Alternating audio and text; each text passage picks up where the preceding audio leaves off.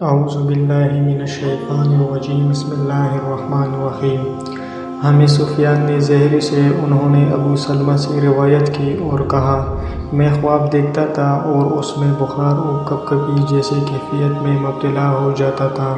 بس میں چادر نہیں اڑاتا تھا اور یہاں تک کہ میں حضرت ابو قتادہ رضی اللہ تعالیٰ عنہ سے ملا اور انہیں یہ بات بتائی تو انہوں نے کہا، میں نے رسول اللہ صلی اللہ علیہ وآلہ وسلم سے سنا، آپ فرما رہے تھے سچا خواب اللہ کی طرف سے ہے اور برا خواب شیطان کی طرف سے۔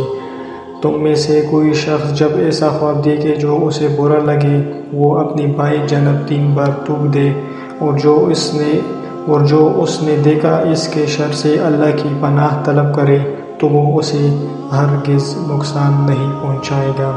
تو ناظرین، یہ تھی حدیث خواب کے بارے میں، تو پلیز سپورٹ کریں، چینل کو سبسکرائب کر دیں۔ السلام۔